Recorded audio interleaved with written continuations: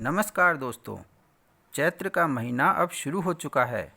चैत्र महीने से हिंदू नववर्ष की शुरुआत होती है। तो आइए दोस्तों, आज हम ये जानने की कोशिश करते हैं कि चैत्र के महीने के का महत्व हमारे जीवन के लिए इतना महत्वपूर्ण क्यों है। जैसा कि आप जानते हैं दोस्तों, इस महीने में नवरात्रि और रामनवमी सहित कई बड़े त्यौहार आते हैं। धार्मिक मान्यता के अनुसार ब्रह्मा जी ने चैत्र महीने से ही सृष्टि की रचना की थी, इसलिए इसका सबसे ज़्यादा महत्व है। चैत्र मास की पूर्णिमा चित्रा नक्षत्र में होती है, इसी कारण इसी महीने का नाम चैत्र पड़ा है। इस वर्ष चैत्र का महीना 26 मार्च से शुरू हो चुका है, जो कि 23 अप्रैल तक चलेगा। चैत्र माह के शुक्ल पक्ष की प्रतिपदा तिथि से हिंदू नववर्ष शुरू होता है और इसी दिन से माँ दुर्गा का सबसे बड़ा पर्व चैत्र नवरात्रि भी मनाई जाती है। चैत्र माह में ही भगवान विष्णु ने दशावतार में से पहला अवतार मत्स्य अवतार लिया था। चैत्र माह में सूर्य मेष राशि में प्रवेश करता है। इसके बाद ही सौर कैलेंडर की शुरुआत होती है। चैत्र के महीने में ही बसंत ऋतु का अंत होता है और ग्रीष्म ऋतु का प्रारंभ होता है। इस महीने से शुभता और ऊर्जा का आरंभ होता है। चैत्र के कृष्ण पक्ष की पंचमी को रंग पंचमी भी मनाई जाती है। इसी महीने में पाप मोचनी एकादशी भी आती है। यदि आप अपने पापों का मोचन करना चाहते हैं तो पाप मोचनी एकादशी का पालन करना चाहिए। चैत्र के महीने से नव संवत्सर का भी आरंभ होता है। इसी महीने में वासंतिक नवरात्र का महान पर्व भी आता है। चैत्र महीने की नवमी तिथि को प्रभु श्री राम जी की जयंती मनाई जाती है, जो कि रामनवमी के नाम से प्रसिद्ध है। इसी दिन भगवान प्रभु श्री राम जी का प्राकट्य हुआ था। चैत्र शुक्ल पूर्णिमा को बहुत पवित्र मानते हैं।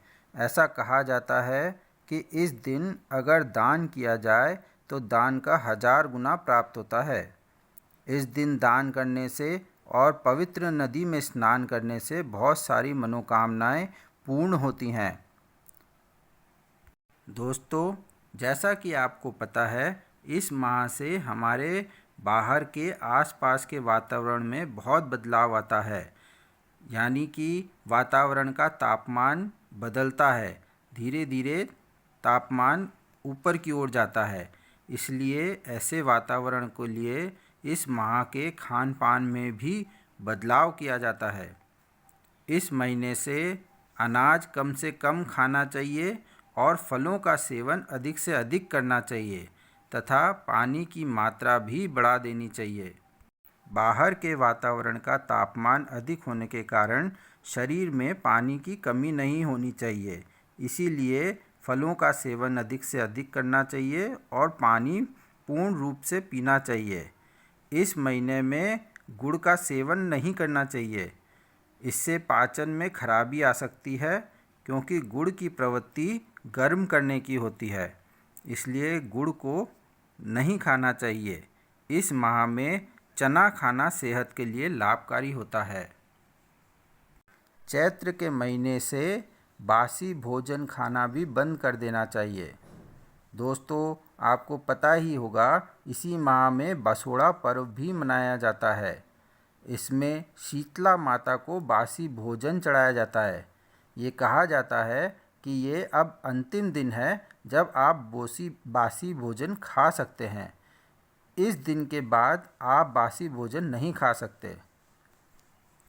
तो दोस्तों, आप तो जानते ही हैं, इस पवित्र माह में कई त्यौहार आते हैं और हम कई देवी देवताओं की उपासना भी करते हैं, जिनसे हमें जीवन भर लाभदायक फल मिलते रहें।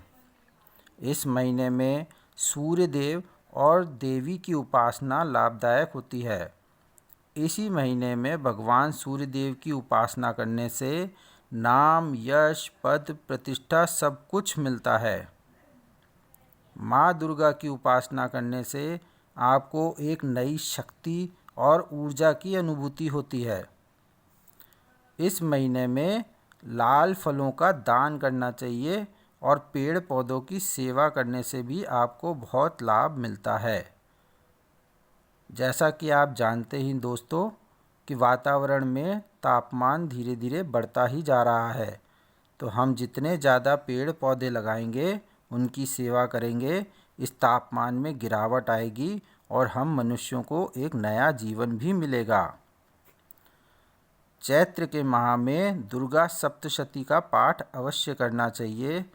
साथ ही कवच, कीलक, अर्गला का पाठ नियमित करना चाहिए। और अगर समय की कमी हो तो कम से कम दुर्गा चालीसा का पाठ तो करना ही चाहिए। इससे माँ दुर्गा की कृपा मिलती है और आपकी सारी मनोकामनाएं पूर्ण होती हैं। तो दोस्तों, आज आपने चैत्र के महीने का महत्व भी जाना और इसका हमारे जीवन के लिए इतना महत्वपूर्ण होना भी जाना। यह चैत्र का महीना हमारे जीवन के लिए बहुत महत्वपूर्ण है। धन्यवाद।